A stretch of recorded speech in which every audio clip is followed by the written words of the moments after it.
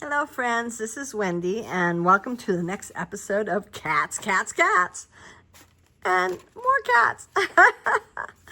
I am working on this particular signature and I wanted to do nests. I pulled these two out, Vault Floral Wreath and Vault Foliage Wreath. These came out last year. This is a larger wreath than the wreath I used for here.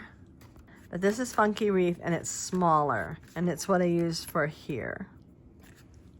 So just getting started, if I want to use my photograph, kind of like Tim Holtz uses his paper dolls. He's also got photo booth. And people cut them up and everything. And I don't mind cutting mine up either. I want to make it that the tail will go over the wreath. And this is not all I'm going to do with the wreath. I'm just kind of getting an idea of what I need to do with the photo. These ones are my favorite fussy cutting scissors. I like these also, but they do have a little bit of a little tooth on the edge. And you can see it, you can feel it, and you can see it after you've cut. It's nice if I don't want to go too fast. These are more smooth. I never use these to cut tape. These are my favorite for doing this. And it's a little smoother motion.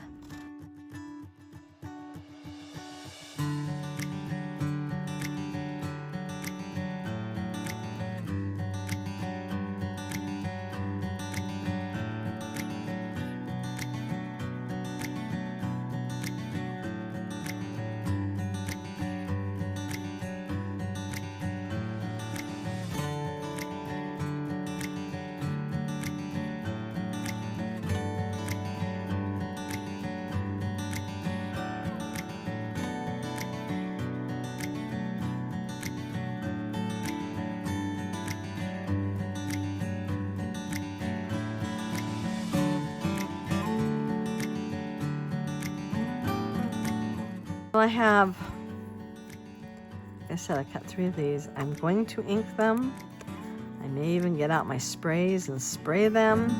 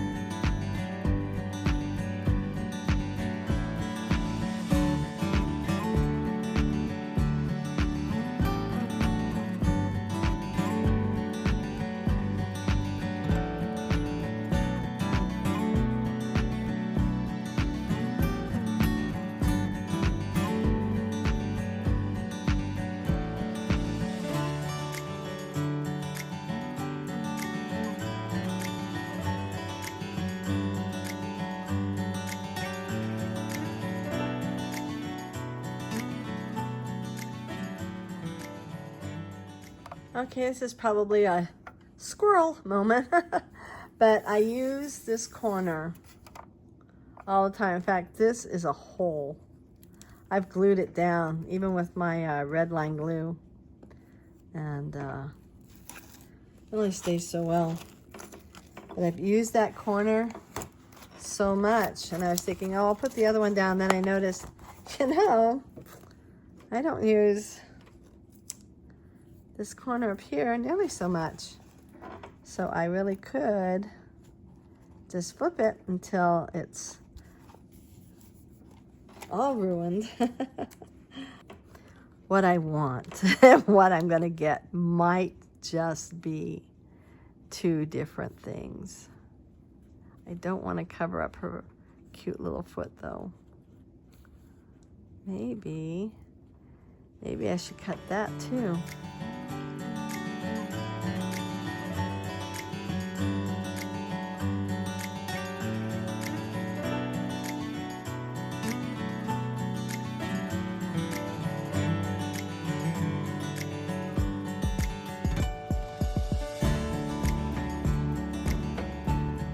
Okay, so I put some red line tape actually right there, and I taped that down right on my photo. And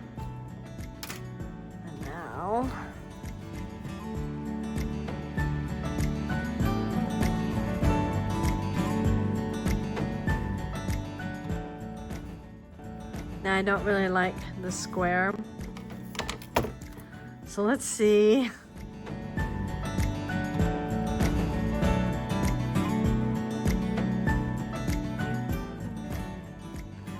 Yeah, that's pretty good. So I think I'm going to do a circle to set it on. So I'll see what kind of circle I have. Okay, so I've got kind of an idea of where I want to go. So I'm going to put this here. I need to ink around the edge of that. I may ink around the edge of all of this. I don't know exactly.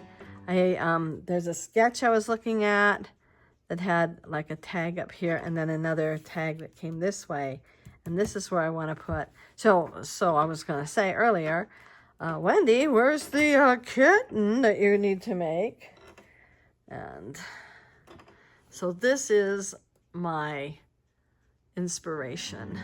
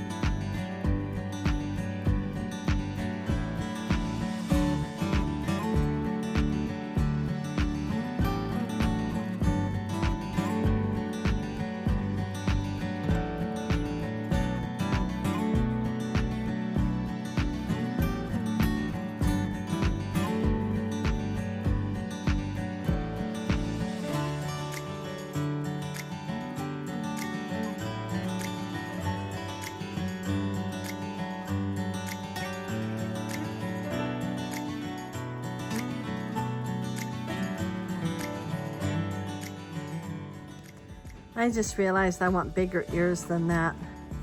I mean, she's like bigger ears.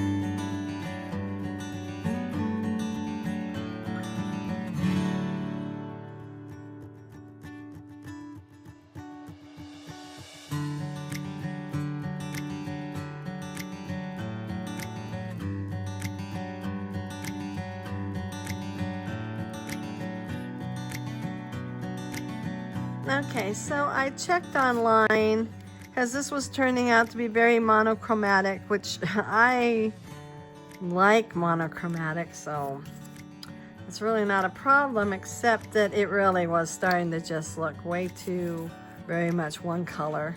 So I went online and I looked up colors that would be good with this color, and of course, don't be surprised when it said that, you know, beach type colors, so colored sand or sand dollar or, you know, things like that would look really good. So I am kind of stepping out of a bit of a comfort zone and hoping that this is going to, oops, sorry, I keep hitting this stupid ring. But I am hoping that it'll turn out good. Also, when I made this way back when I did, whenever that was, I did not get this particular fold put on correctly, so it's crooked. So everything is crooked. I mean, it's just in this signature. So, but I've decided I'm just going to troubleshoot and make the best of it. And oh, I don't know that I want it that big. I think I'm going to cut this much off.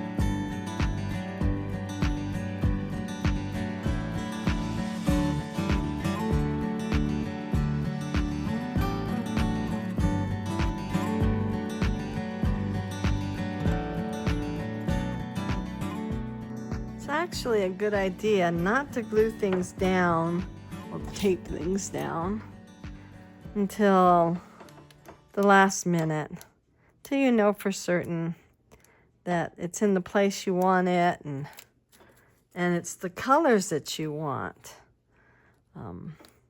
For example, I have made a change in what's going behind this photo. I really liked what I had, but it's just too monochromatic. I either have to go totally just one color through the whole thing, or I needed to change that up. So I did, and I chose black. You really can't go wrong with black or white or gray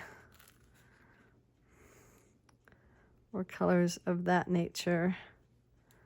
So putting that down there. Sadly, I cover up this green, and now I have to decide if I want to do another green over here, which it'd be the rule of 3. So I think I will. Okay, and now I am done. It took me a little longer than I thought it would, but I decided I wanted to get both sides done. At some point I decided that I didn't want to do a second cat. Not that I didn't want to, but I thought this cat needed to be the star of the show. So let me pull in on this. Okay, so you can see her real good. I think she is absolutely adorable. So, Falling Hearts, the nose. Tracks by Seth Apter. I've used these multiple times. It was the one where it was kind of like, why do you add this in here? Well, that's the one I use the most. Here's the head, and with the help of one of the circles, I was able to make her head. I also used a larger triangle, one of the larger triangles, that one here, right there, for her ears. I used Minnie Mouse's tail from Spellbinders.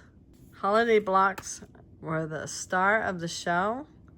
I used this and this to make all of these.